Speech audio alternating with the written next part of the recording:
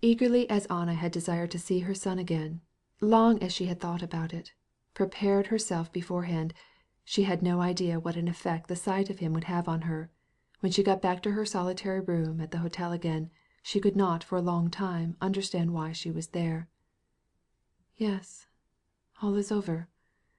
I am alone again," she said to herself, and without taking off her hat she threw herself into an easy chair which stood near the fireplace. And, fixing her eyes on the bronze clock standing on a table between two windows, she became absorbed in thought. The French maid whom she had brought from abroad with her came and offered to help her to dress. Anna looked at her with surprise, and replied, "By and by." A servant came to announce coffee. "By and by," she said. The Italian nurse came in, bringing the little daughter whom she had just dressed. The plump, well-nurtured little one, as always, when she saw her mother, lifted up her bare little arms with the palms down, and, smiling with her toothless little mouth, began to beat the air with her plump little hands like a fish waving its fins, and to pull at the starched tucks of her embroidered skirt. No one could help smiling back, or kissing the little girl, or letting her catch hold of one of her fingers, screaming with delight, and jumping. No one could help pressing her lips for a kiss to the little sweet mouth.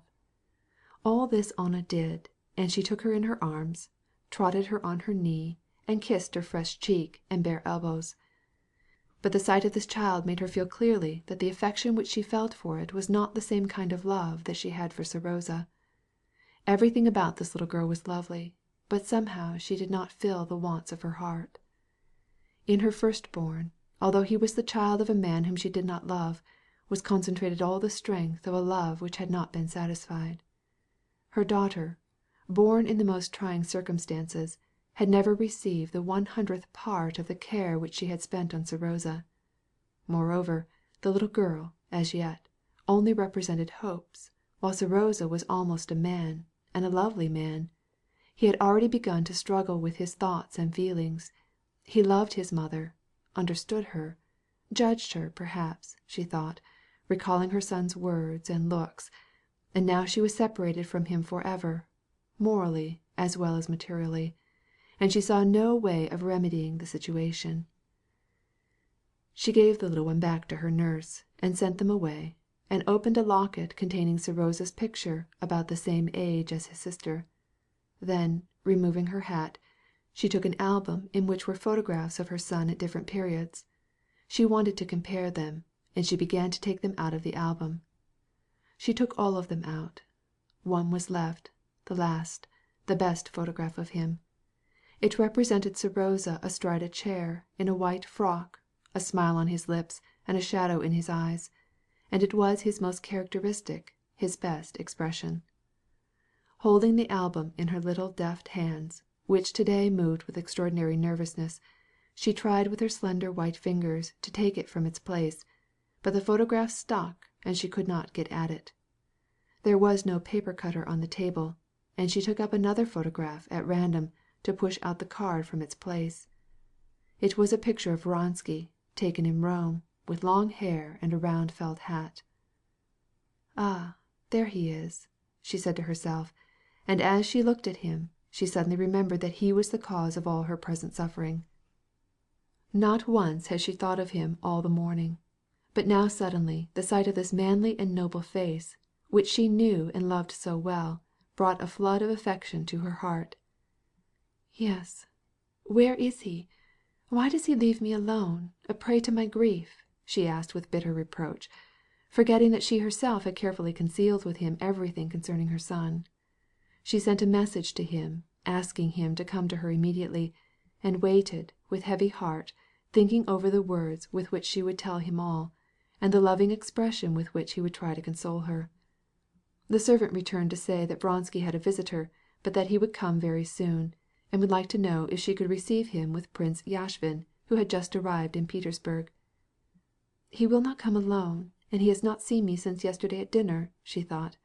"And he does not come so that I can speak with him, but he comes with Yashvin." And suddenly a cruel thought crossed her mind. What if he no longer loved her? And as she went over in her mind all the incidents of the past few days, she found her terrible thought confirmed by them. The day before he had not dined with her. They did not have the same room, now that they were in Petersburg, and now he was bringing some one with him as if to avoid being alone with her. But he must tell me this. I must know it. If it is true, I know what I must do, she said to herself, wholly unable to imagine what would happen if Vronsky's indifference should prove to be true. She began to feel that he did not love her any more. She imagined herself reduced to despair, and in consequence her feelings made her overexcited. She rang for her maid and went into her dressing room, and took extreme pains with her dress, as if the sight of her toilet and becoming way of dressing her hair would bring back Vronsky's love, if he had grown indifferent. The bell rang before she was ready. When she returned to the drawing room, not Vronsky, but Yashvin looked at her. Vronsky was looking at Serosa's picture, which she had left lying beside the table, and he did not hurry to greet her. "We are old acquaintances," she said to him, going toward him and placing her small hand in Yashvin's enormous hand. He was all confusion, and this seemed odd in a man of his gigantic form and decided features. "We met last year at the races. Give them to me," she said, snatching her son's photographs from Vronsky, who was looking at them, while her eyes blazed at him significantly. "Were the races successful this year? We saw the races at Rome on the Corso. But I believe you did not like life abroad," she added, with a fascinating smile. "I know you, and, although we seldom meet, I know your tastes." "I am very sorry for that, because my tastes are generally bad," said Yashvin, biting the left side of his mustache. After they had talked some little time, Yashvin, seeing Vronsky look at his watch, asked Anna if she expected to be in Petersburg long. Then, bending down his huge back, he picked up his kepi. "Probably not long," she replied in some confusion, and looked at Vronsky. "Then shall we not meet again?" said Yashvin, getting up and addressing Vronsky. "Where are you going to dine?" "Come and dine with me," said Anna, with decision. And, vexed because she could not conceal her confusion whenever her false situation became evident before a stranger, she blushed. "The table here is not good, but you will at least see each other. Of all Alexei's messmates, you are his favorite." "I should be delighted," replied Yashvin, with a smile which proved to Vronsky that he was very much pleased with Anna. Yashvin took leave of them and went away, while Vronsky lingered behind. "Are you going too?" she asked him. "I am already late." "Go ahead, I will overtake you," he shouted to Yashvin. She took his hand and, without removing her eyes from him, tried to find something to say to detain him. "Wait, I want to ask you something," and she pressed Vronsky's hand against her cheek. "Well, did I do wrong to invite him to dinner?" "You did quite right," he replied, with a calm smile which showed his solid teeth, and he kissed her hand. "Alexei, do you feel changed toward me?" she asked, pressing his hand between her own. "Alexei, I am tired of staying here. When shall we go away?" "Soon, very soon. You can't imagine how life here weighs upon me too," and he drew away his hand. "Well, go away," she said in an injured tone, and quickly left him. When Vronsky came back to the hotel, Anna was not there. They told him that she had gone out with a lady who had come to call on her. The fact that she had gone out without having left word where, a thing which she had not done before. The fact that she had also gone somewhere in the morning without telling him. All this coupled with the strange expression of excitement on her face that morning, the manner and the harsh tone with which she had snatched away her son's photographs from him before Yashvin, made Vronsky wonder. He made up his mind to ask for an explanation, and waited in the drawing room for her return. Anna did not come back alone. She brought with her an old maiden aunt, the Princess Oblonskaya. She was the lady who had come in the morning, and with whom she had been shopping.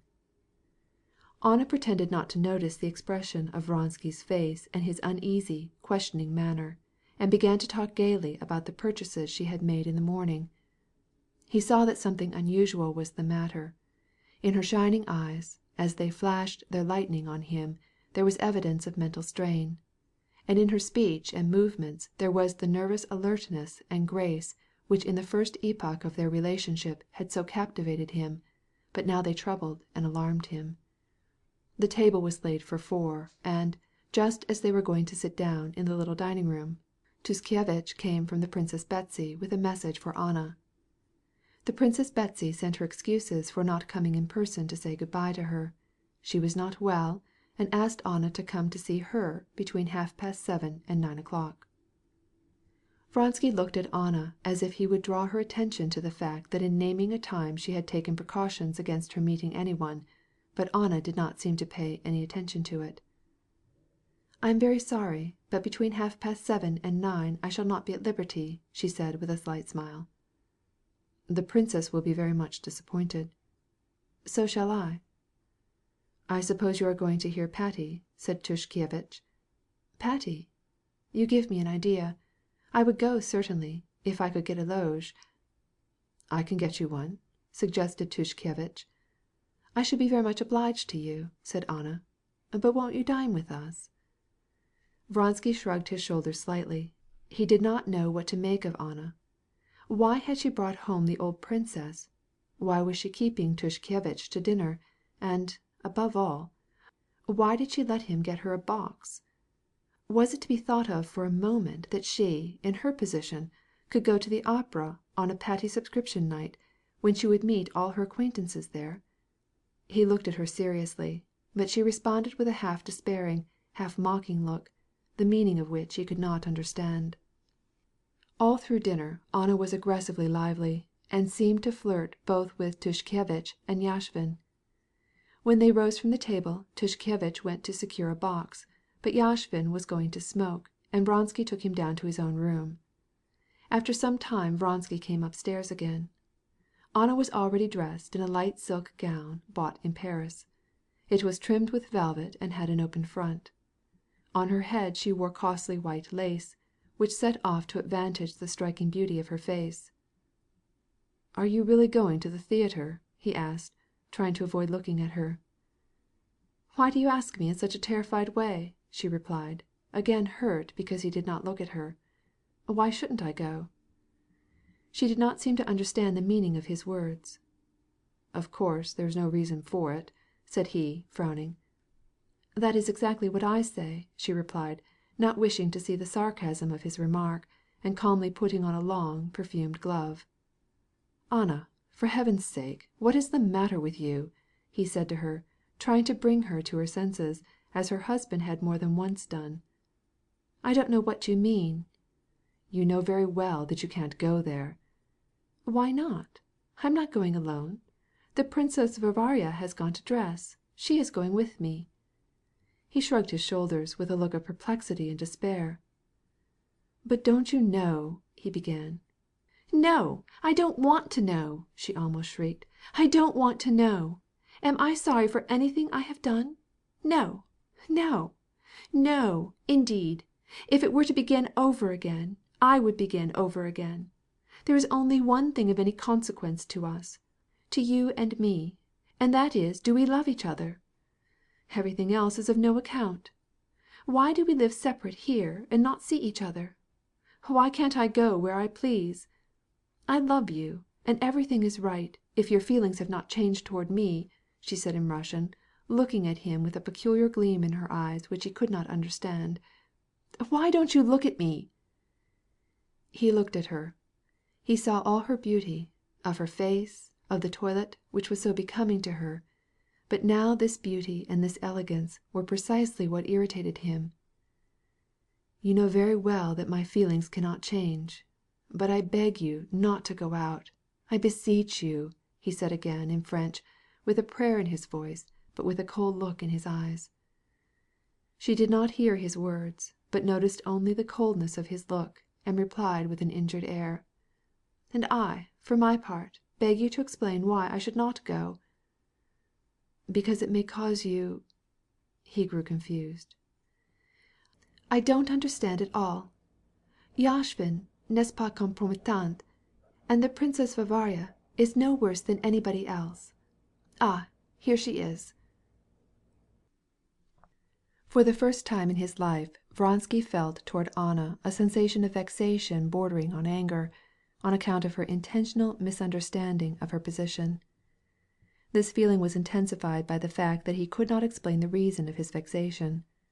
If he had frankly said what was in his mind, he would have said, "To appear at the opera in such a toilet, with a notorious person like the princess, is equivalent to throwing down the gauntlet to public opinion, to confessing yourself a lost woman, and, consequently, renouncing all hope of ever going into society again." He could not say that to her. Why did she not understand it? What has happened to her? He asked himself. He felt at one and the same time a lessened esteem for Anna's character, and a greater sense of her beauty. With a dark frown he went back to his room and sat down with Yashvin, who, with his long legs stretched out on a chair, was drinking cognac and seltzer water. Vronsky ordered the same for himself. "You spoke of Lanskov's Moguchi. He's a fine horse, and I advise you to buy him," began Yashvin, glancing at his comrade's solemn face. "His crupper is tapering, but what legs! And what a head! You couldn't do better." "I think I shall take him," replied Vronsky. The talk about horses occupied him, but not for a moment was the thought of Anna absent from his mind, and he involuntarily listened for the sound of steps in the corridor, and kept looking at the clock on the mantel. "Anna Arkadyevna left word that she has gone to the theatre," a servant announced. Yashvin poured out another little glass of cognac and seltzer, drank it, and rose, buttoning up his coat. "Well, shall we go?" said he, half smiling beneath his long mustaches, and showing that he understood the cause of Vronsky's vexation, but did not attach much importance to it. "I am not going," replied Vronsky gloomily. "I promised, so I must go. Well, das Vidanya. If you should change your mind, take Karansky's seat, which will be unoccupied," he added as he went out. "No, I have some work to do." "A man has his trials with a wife, but with your not wife it is even worse," thought Yashvin as he left the hotel. When Vronsky was alone, he rose and began to walk up and down the room. "Yes, tonight, the 4th subscription night. My brother Igor will be there with his wife, and with my mother, probably. In fact, all Petersburg will be there. Now she is going in and is taking off her shuba, and there she is in the light. Tushkevich, Yashvin, the Princess Varvara." He pictured the scene to himself. "What am I to do? Am I afraid? Or have I given Tushkevich the right to protect her? However you may look at it, it is stupid. It is stupid. Why should she place me in this position?" he said with a gesture of despair. This movement jostled the stand on which stood the seltzer water and the decanter with cognac, and nearly knocked it over. In trying to rescue it, he upset it entirely. He rang and gave a kick to the table. "If you want to remain in my service," he said to his valet, who appeared, "then tend to your business. Don't let this happen again. Why didn't you take these things away?" The valet, knowing his innocence, wished to justify himself, but by one glance at his baron's face he realized that it was best for him to be silent, and, making a hasty excuse, he got down on the floor to pick up the broken glasses and water bottles. "That is not your business. Call a waiter and get my dress coat." Vronsky entered the theatre at 9:30. The performance was in full swing. The capelldinier, a little old man, took his fur-lined shuba, and, recognizing him, called him "Your Excellency," and assured him that he needed not to take a number, but that all he had to do was to call for Fyodor. There was no one in the lighted lobby except the capelldinier and 2 valets with fur garments on their arms, listening at the door. The sound of the orchestra playing staccato could be heard, carefully accompanying a woman's voice which was admirably rendering a musical phrase. The door opened and another capelldinier came tiptoeing out, and the phrase, as it was ending, came distinctly to Vronsky's ear. But instantly the door closed again, and he could not hear the ending of the phrase or the cadenza, but from the applause that followed he knew that the aria was finished. The plaudits still continued as he went into the auditorium, brilliantly lighted with chandeliers and bronze gas fixtures. On the stage the prima donna, with bare shoulders and glittering with diamonds, was bowing and smiling, and, with the assistance of the tenor, who gave her his hand, was bending forward to receive the bouquets that were thrust awkwardly at her over the footlights. And then she went toward a gentleman whose hair, shining with pomade, was parted in the middle, and who reached out his long arms to hand her some article. The whole audience, those in the boxes and those in the parquet, was wildly excited and leaning forward, shouting and clapping. The Kapellmeister, in his elevated stand, helped to pass it along, and straightened his white necktie. Vronsky went down to the middle of the parquet, and, pausing, looked through the audience. He paid less attention than ever to the familiar stage setting, to the stage, to the noise, to all that well-known, variegated, and uninteresting throng of spectators that was packed and crowded into the theatre. There were the same ladies in the boxes, with the same officers behind them, the same gaily dressed women, the same uniforms, and the same dress coats. In the gallery the same disorderly crowd, and in this closely packed house, in the boxes and in the front seats, were some 40 genuine men and women. And Vronsky immediately turned his attention to this oasis, and occupied himself with it exclusively. The act was just over as Vronsky went toward the first row of seats, and stopped near the railing beside Serpukhowskoy, who, bending his knee and rapping against the rail with his heel, had seen him at a distance, and beckoned him with a smile. Vronsky had not yet seen Anna, and purposely refrained from looking for her, but from the direction in which people were gazing, he knew where she was. He glanced round furtively, but did not search for her. Expecting something even worse, he looked to see if Alexey Alexandrovitch was there. To his joy, the latter was not at the theatre that evening. "How unmartial you look," said Serpukhowskoy. "One would take you for a diplomat, an artist." "Yes, on my return home I put on citizen's dress," replied Vronsky, slowly taking out his opera glasses.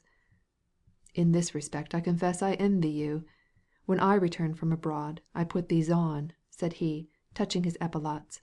"I mourn for my liberty."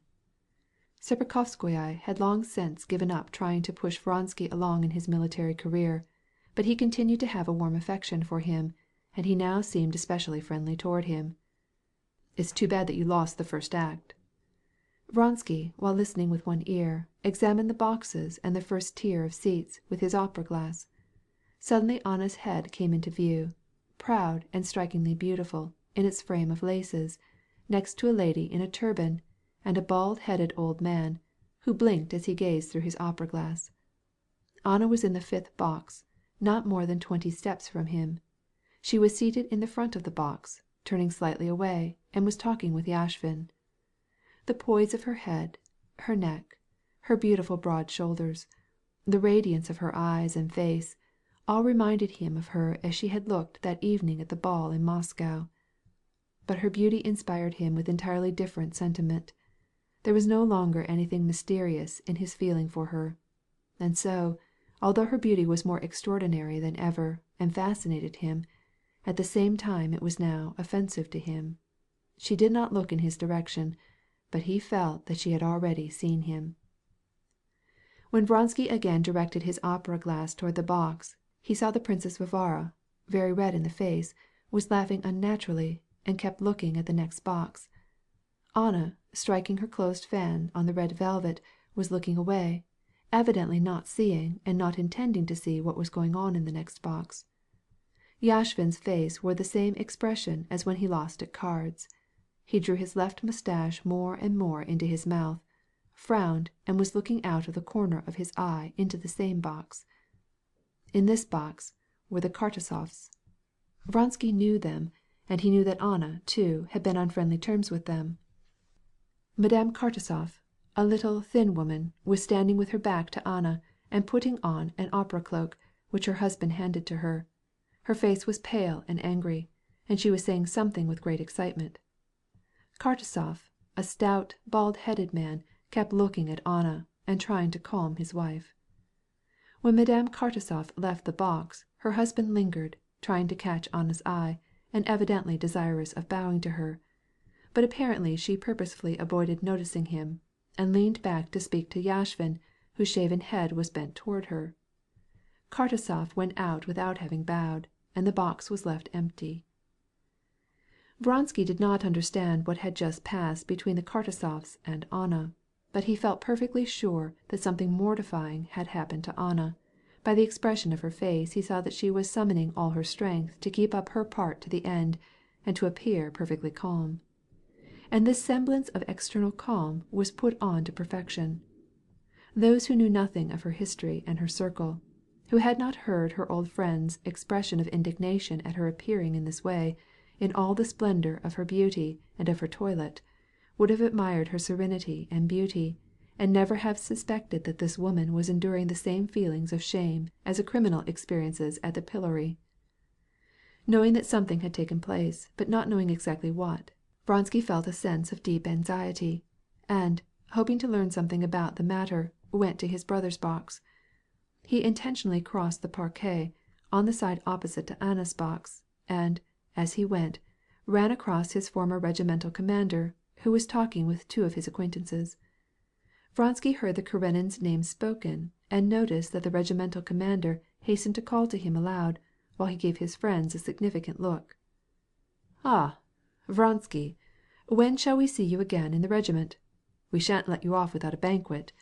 You are ours, every inch of you," said the regimental commander. "I shan't have the time now. I'm awfully sorry. Another time," replied Vronsky, going rapidly up the steps which led to his brother's box.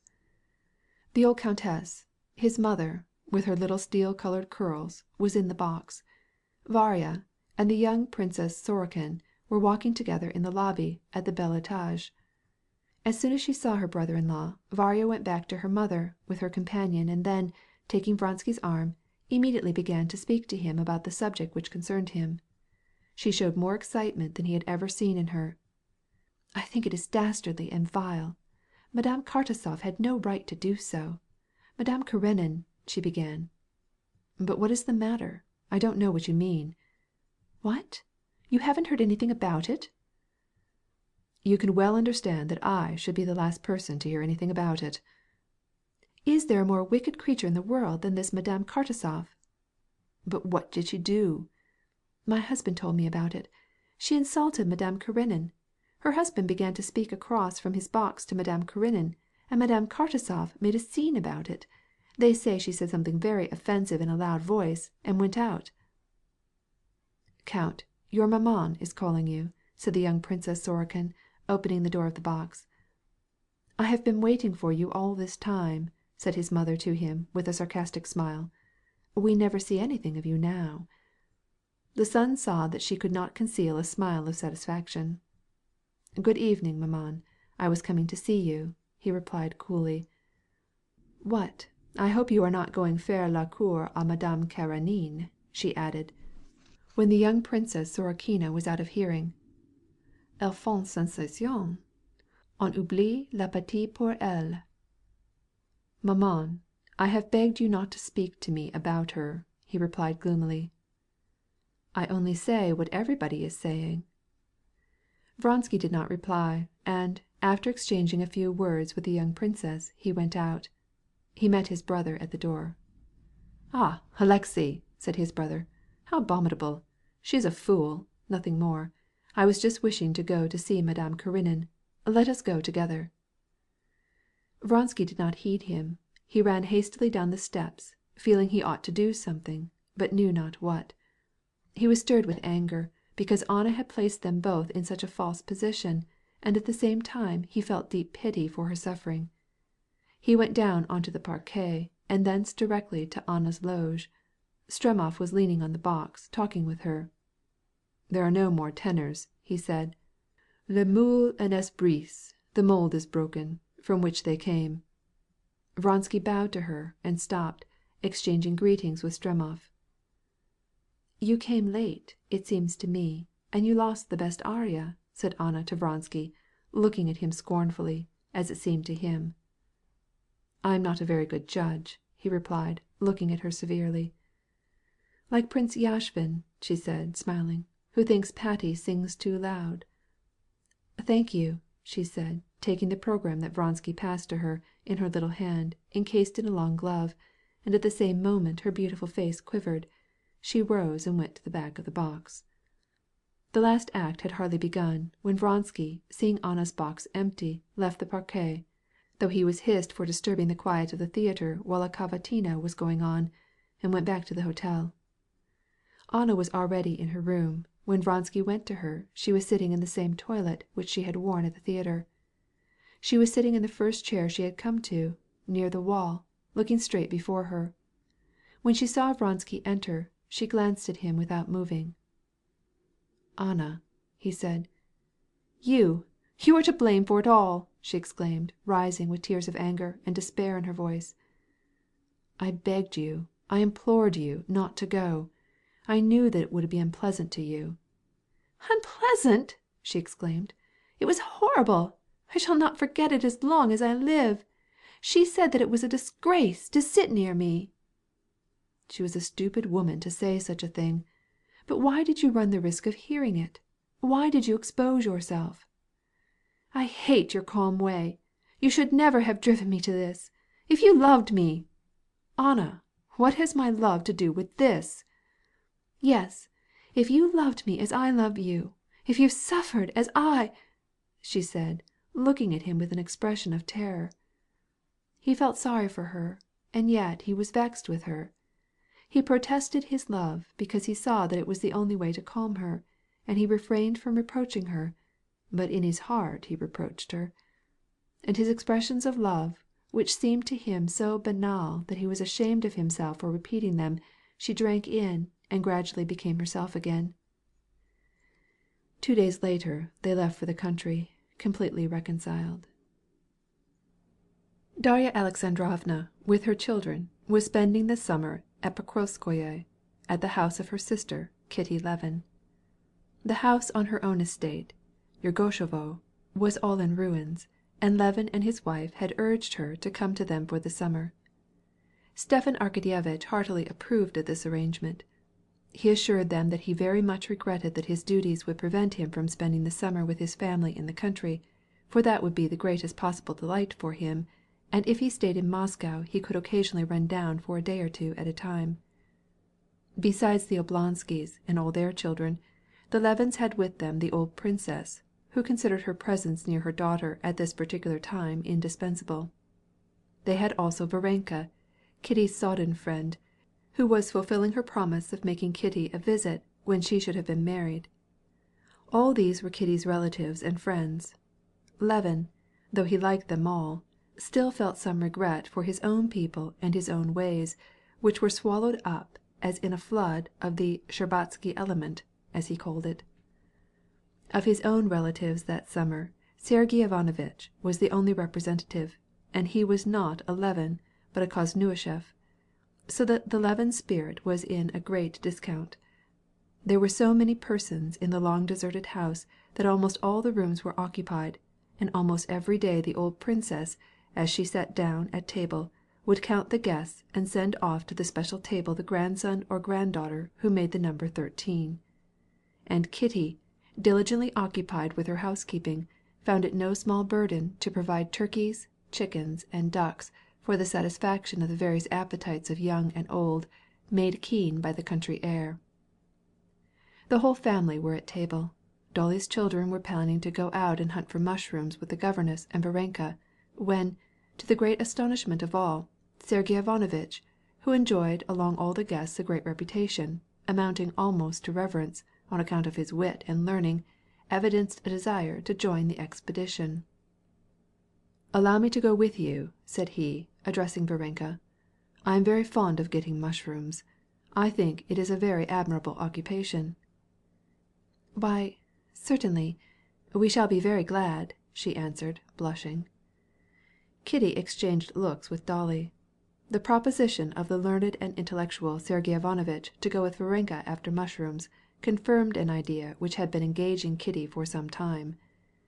She hastened to say something to her mother so that their looks might not be observed. After dinner, Sergey Ivanovitch was sitting at the drawing-room window with his cup of coffee, still talking with his brother on some topic which they were discussing, but he kept his eyes on the door through which the children would have to pass when they should start after the mushrooms. Levin was sitting at the window near his brother. Kitty was standing near her husband, evidently expecting the end of a conversation which did not interest her, so that she might say something to him. "You have changed a good deal since you were married, and for the better," said Sergey Ivanovitch, smiling at Kitty, and evidently not taking much interest either in the conversation, but at the same time he remained true to his passion for defending the most paradoxical themes. "Katya, it is not well for you to stand," said her husband, moving up a chair for her and giving her a significant look. "Well, we will finish this some other time," said Sergey Ivanovitch, as he saw the children come running out. In advance of the rest, galloping sidewise in her tightly fitting stockings, came Tanya, waving a basket and Sergey Ivanovitch's hat. Boldly darting up to him, and with sparkling eyes, they were just like her father's handsome eyes, she gave Sergey Ivanovitch his hat, and made believe that she was going to put it on him, tempering her audacity with a timid and affectionate smile. "Varenka is waiting," said Tanya, carefully putting his hat on his head, seeing by Sergey Ivanovitch's smile that she might do so. Varenka was standing at the door.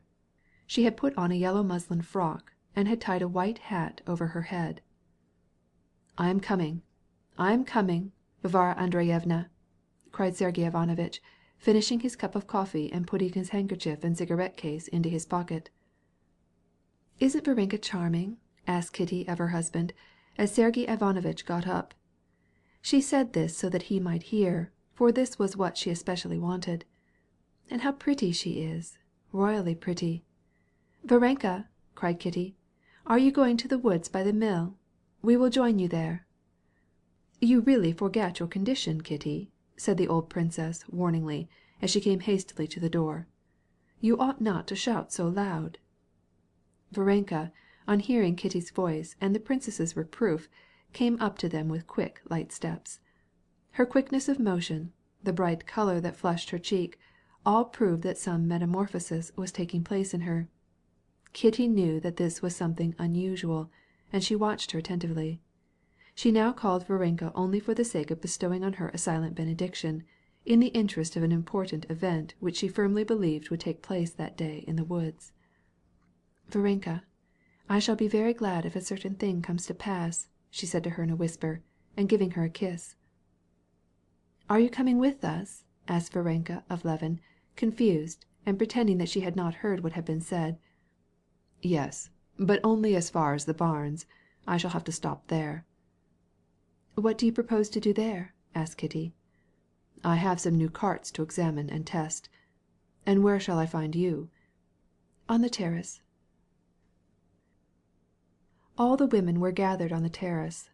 They generally liked to sit there after dinner, but today they had a special matter of interest before them. Besides the making of baby shirts and the knitting of bands, in which all of them were engaged at that time, they were engaged in superintending the cooking of some preserves after a recipe unknown to Agafya Mihalovna. Kitty had brought with her this new process, which had been used in her own home and required no water. Agafya Mihalovna, who had before been shown how to do it in this way, considering that what had always been done at the Levins' could not be improved on, insisted on pouring water into the berries, declaring it could not be made otherwise. She had been detected doing this, and now the berries were cooking in the presence of them all, and Agafya Mihalovna was to be brought to a realizing sense of the fact that the preserves could be made without the use of the water. Agafya Mihalovna, with flushed and heated face and disheveled hair, and with her sleeves rolled up to the elbow, was moving a porringer round and round over a portable stove and looking gloomily at it, wishing with all her soul that the berries would thicken and not boil.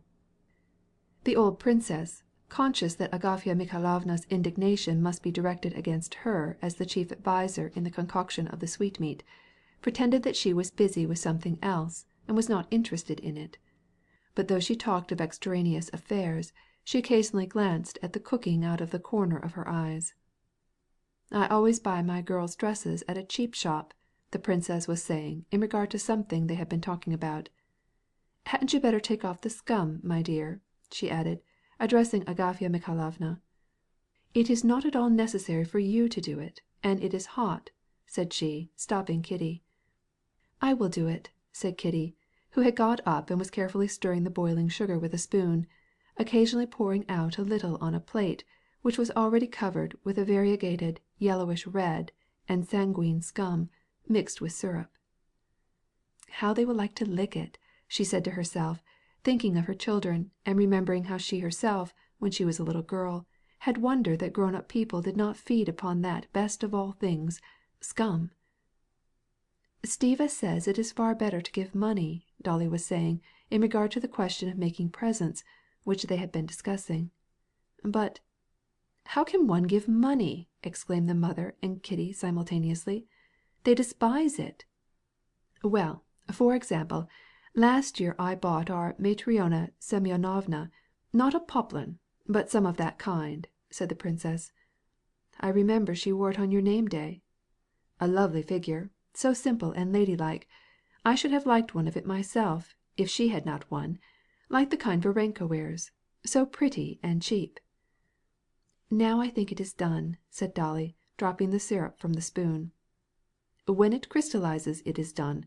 Cook it a little more, Agafya Mikhailovna." "What an absurdity!" exclaimed Agafya Mikhailovna. "It would be the same anyway," she added.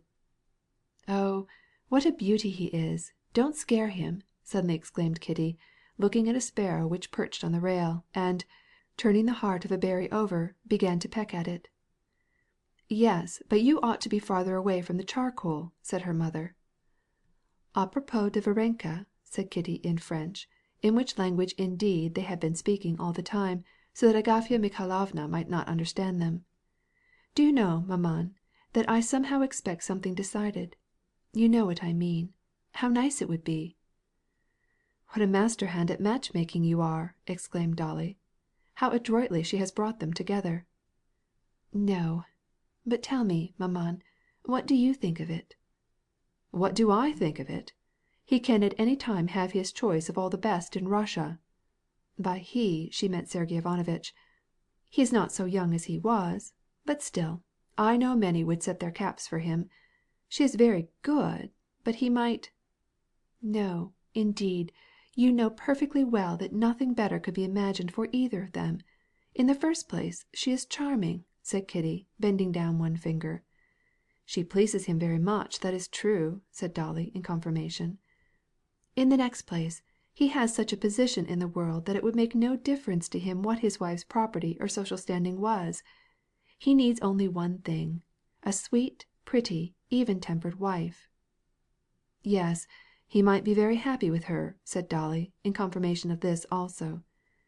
"In the third place, she must love him. And so it is now, and so it would be perfectly lovely. I expect when they come in from the woods it will all be decided. I shall read it instantly in their eyes. I should be so glad. What do you think about it, Dolly?" "Don't get so excited. You really must not get so excited," said her mother. "But I am not excited, mamma. I think that he will surely propose to her today." "Oh, how strange it is how and when a man proposes. Even if there is an obstacle, it is suddenly swept away," said Dolly, smiling pensively and recalling the old days with Stepan Arkadyevitch. "Mamma, how did papa propose to you?" asked Kitty suddenly. "There was nothing extraordinary about it. Very simply," replied the princess, but her face grew all radiant at the remembrance. "No, but how was it? And did you love him before you allowed him to speak?" Kitty found a special charm in the fact that now she could talk with her mother, as with an equal, on the most important questions in the lives of women. "Of course I loved him. He came to visit us in the country." "But how was it decided, mamma?" "Do you really think that you young people have invented something new? It is always one and the same thing. It is decided by looks and smiles." "How well you describe it, mamma. That is just it, by looks and smiles," said Dolly, confirming what her mother had said. "But what words did he say?" "What words did Kostya say to you?" "He wrote in chalk. How long it seems since then," said Kitty. And the three ladies sat occupied with the same thought. Kitty was the first to break the silence. She had been thinking about that long past winter before her marriage and her infatuation for Vronsky. "There is one thing, Varenka's first love," said she, remembering this by a natural connection of thought. "I wanted to give Sergey Ivanovitch a hint of that to warn him. All men," she added, "are awfully jealous of our past." "Not at all," said Dolly. "You judge by your husband. I believe he is even now tormented by the remembrance of Vronsky. Isn't that so?" "He is," replied Kitty, with a pensive smile in her eyes. "Well, I don't know what there is in your past life to disquiet him," exclaimed the princess, her mother, resenting the inference that her maternal vigilance was called in question. "Is it because Vronsky paid you some attention? That happens to every young girl." "Yes, but we were not talking about that," said Kitty, blushing. "No, permit me to finish what I was saying," pursued the princess. "And besides, you yourself would not permit me to have an explanation with Vronsky. Do you remember?" "Oh, mamma!" exclaimed Kitty with an exclamation of pain. "There is no need of your being vexed. Your behavior toward him could never have been anything but perfectly proper. I myself should have challenged him. However, my darling, don't allow yourself to get excited. Please remember this, and calm yourself." "I am perfectly calm, maman." "How fortunate it turned out for Kitty that Anna appeared on the scene," said Dolly, "and how unfortunate for her. How their positions are reversed," she added, overwhelmed by her own thought. "Anna was so happy then, and Kitty thought herself so miserable. I often think of her. What a complete change!" "What is the use of thinking about her? She is a vile, disgusting, heartless woman!" exclaimed the princess, who could not forget that Kitty had married Levin instead of Vronsky. "What is the good of speaking about her, anyway?" said Kitty in disgust. "I do not think about her, nor do I wish to think of her at all. I do not wish to think about her," she repeated, hearing her husband's well-known step on the steps leading to the terrace. "Whom do you wish not to think about?" asked Levin, appearing on the terrace. No one answered, and he did not repeat his question. "I am sorry that I am disturbing your feminine realm," said he, looking angrily at them all, and perceiving that they were talking about something which they would not talk about in his presence. For an instant he felt that he shared Agafya Mikhailovna's sentiments. Her dissatisfaction at the Shtcherbatskys' way of making preserves without water, and especially the alien regime of his wife's family. Nevertheless he smiled and went up to Kitty. "Well, how is it?" he asked, looking at her with the same expression everyone used in addressing her.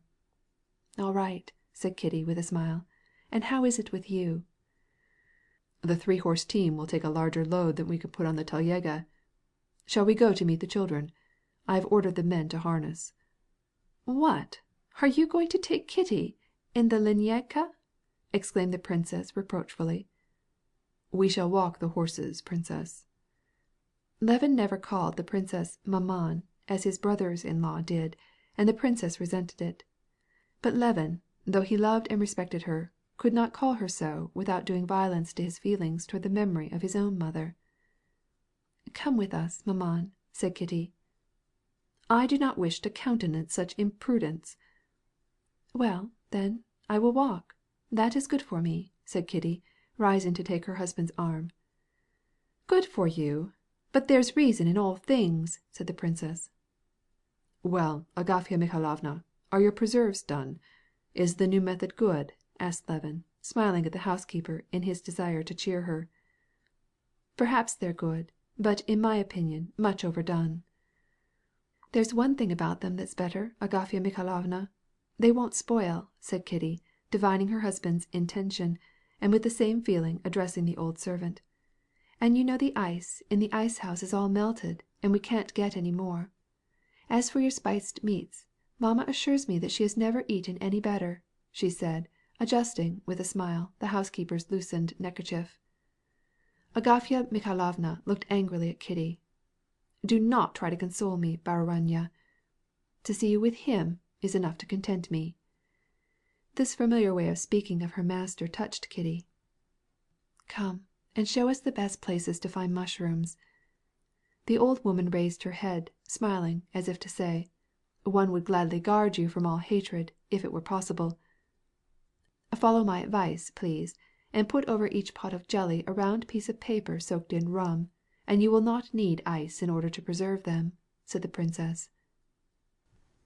Kitty was especially glad of the opportunity to be alone with her husband, because she had noticed how a shadow of dissatisfaction had crossed his telltale face when he stepped on the terrace and asked what they were talking about, and no one replied. As they walked along in front of the others, and, losing sight of the house, took to the well-trodden, dusty road, bestrewn with rye and corn, she seized his hand and pressed it against her side. He had already forgotten the momentary unpleasant impression, and now that he was alone with her, and while the thought of her approaching maternity did not for an instant escape from his mind, he experienced a novel joy in the sense of the presence of a beloved woman, a joy perfectly free from anything sensual. There was nothing special to talk about, but he liked to hear the sound of her voice, which, like the expression of her eyes, had changed owing to her condition.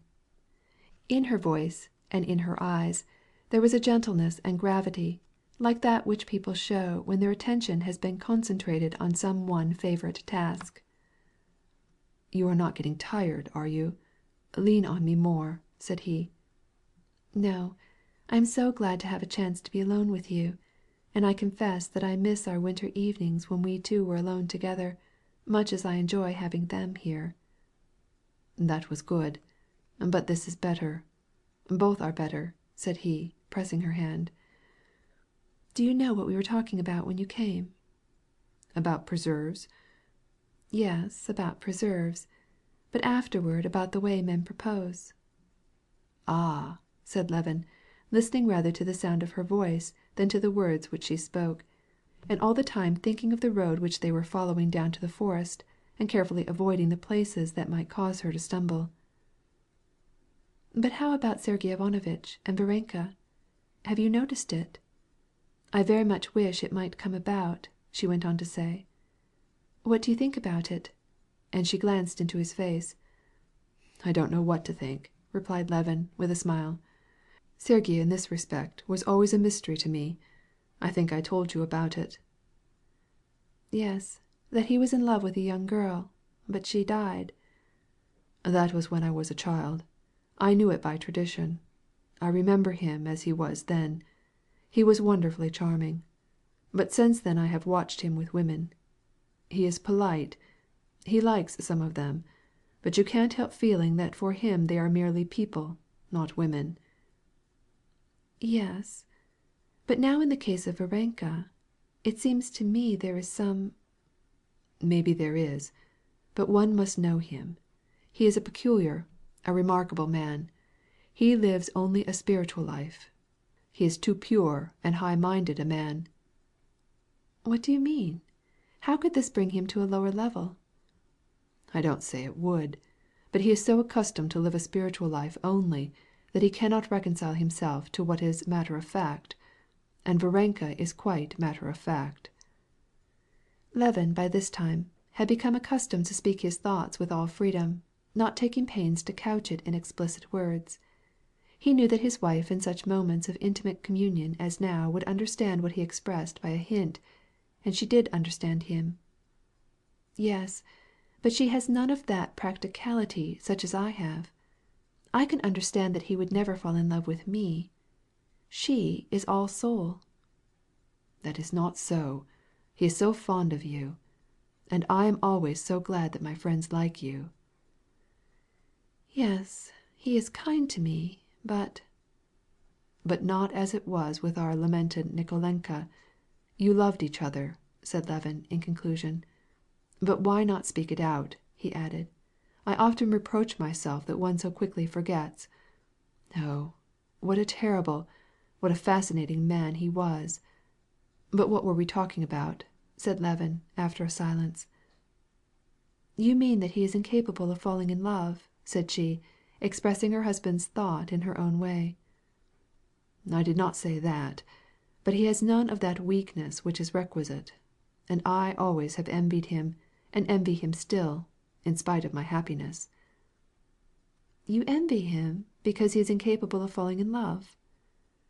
"I envy him because he is better than I am," said Levin, smiling. "He does not live for himself. It is duty which guides him, and so he has a right to be serene and well satisfied." "And you?" asked Kitty, with a mischievous smile. He could never follow the course of her thoughts when they caused her to smile. But the last deduction was that her husband, who had the greatest admiration for his brother, and who humbled himself before him, was insincere. Kitty knew that this insincerity of his was caused by his love for him, from a sort of conscientious scruple at being too happy, and especially from a never-ceasing desire to be better, and she loved this in him, and that was why she smiled. "But why should you be dissatisfied?" she asked, with the same smile. Her disbelief in his self-dissatisfaction pleased him, and he unconsciously provoked her to explain the reasons for her unbelief. "I am happy, but I am dissatisfied with myself," said he. "How can you be dissatisfied, if you are happy?" "How can I express it? In my heart of hearts I wish nothing else except that you should not stumble.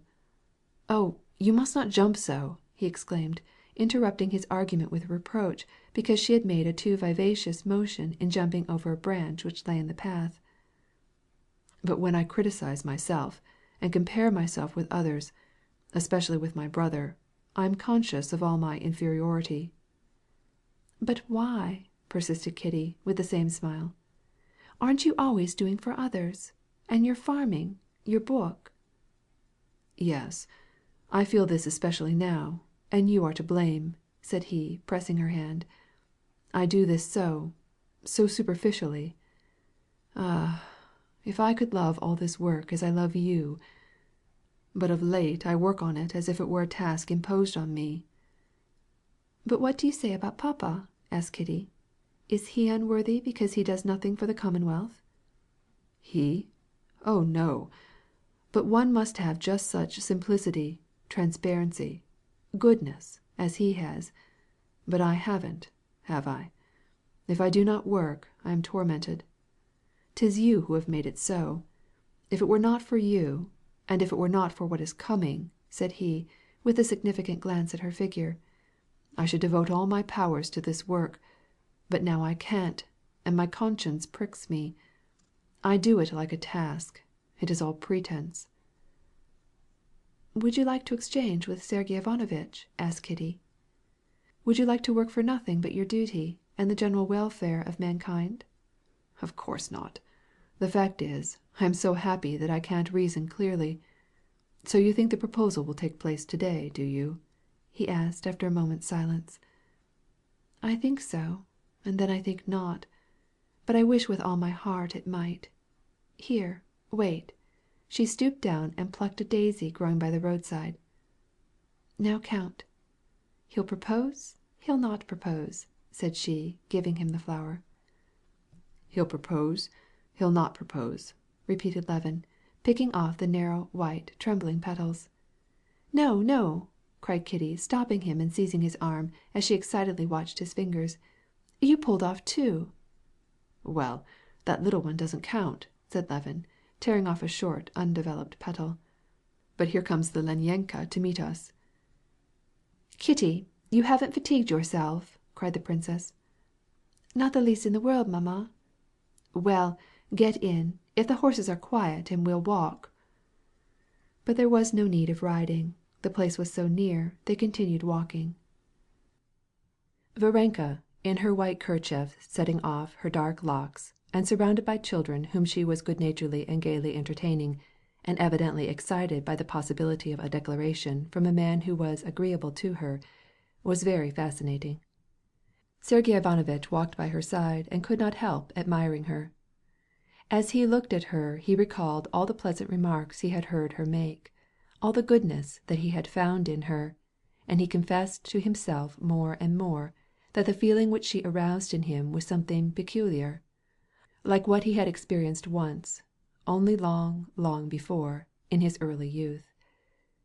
The feeling of pleasure at being near her kept growing stronger, and at last when, as he put into her basket a monstrous birch mushroom with thin stem and edges, he looked into her eyes and, noticing the blush of pleasure and timid emotion which spread over her face, he himself grew confused, and smiled with a mute smile which said too much.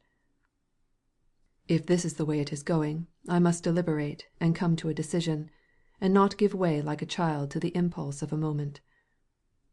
I am going now to hunt for mushrooms independently of the rest of you, otherwise my acquisitions will not be noticed," said he, and he went off by himself from the edge of the woods, where they had been walking along the velvety turf among the old birch trees, scattered here and there in the forest, together with the grey trunks of aspens and dark clumps of hazelnuts. Going off 40 steps or so, and coming to a clump of the bush called bereskelet, which was in full flower with its rosy catkins, Sergey Ivanovitch sheltered himself behind it, knowing that he would not be seen. Around him it was perfectly still. Only up in the tree-tops above his head, ceaseless, like a swarm of bees, buzzed the flies, and occasionally he heard the voices of the children. Suddenly, not far from the edge of the woods, rang out Varenka's contralto voice, calling Grisha, and a happy smile spread over Sergey Ivanovitch's face. When he realized what he was doing, he shook his head disapprovingly at his state of mind, and, taking out a cigar, he began to smoke. It was some time before he could light a match against the bole of a birch tree. The juicy scales of the white bark dampened the phosphorus, and the match refused to burn.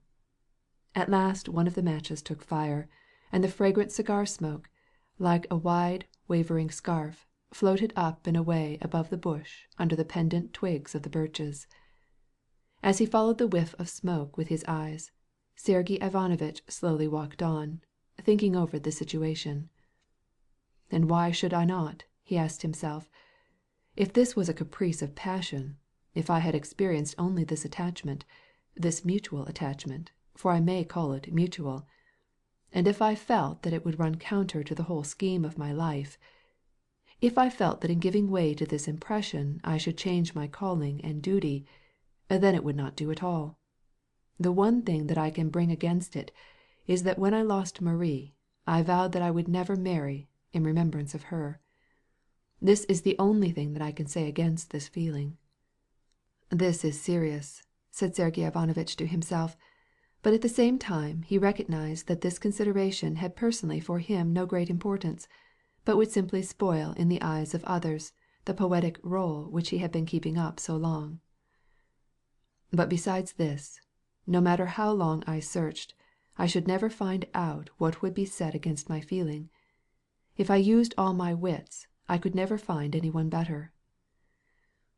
Among all the women and girls whom he had ever known, he could not think of one who united to such a high degree all, yes, verily, all the qualities which in a cold calculation he should wish to see in his wife.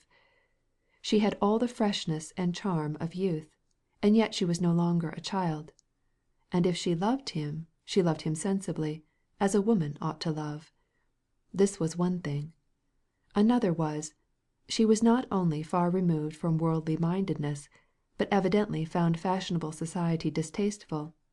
But at the same time she knew society well, and had all those ways of a woman of good society, lacking which married life for Sergey Ivanovitch was unthinkable.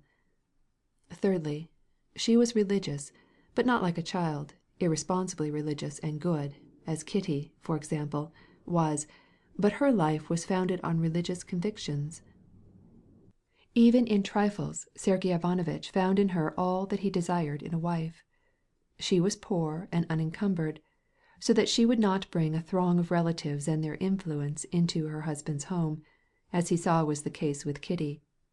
But she would be in everything pledged to her husband, which was one of the conditions which he had demanded for himself in case he ever had any family life.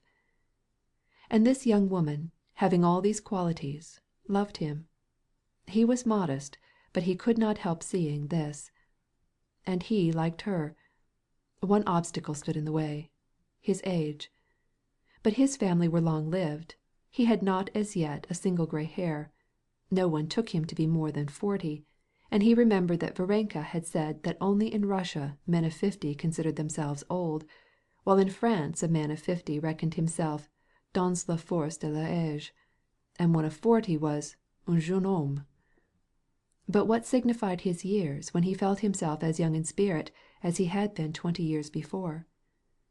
Was not youth the feeling which he enjoyed when, coming out again from the forest into the clearing, he saw in the clear sunlight Varenka's graceful figure in her yellow frock and with her basket, moving along with light steps past the bole of an ancient birch tree, and the impression produced by the sight of Varenka blended with the surprising beauty of a field of oats shining yellow under the oblique rays of the sun, and beyond the field the old forest, variegated with yellow and stretching away into the azure distance? His heart swelled with joy. A feeling of tenderness seized him. He felt within him that his mind was made up. Varenka, who had just stooped down to pick up a mushroom, with an agile motion straightened herself up again and glanced around. Sergey Ivanovitch, tossing away his cigar, went toward her with resolute steps.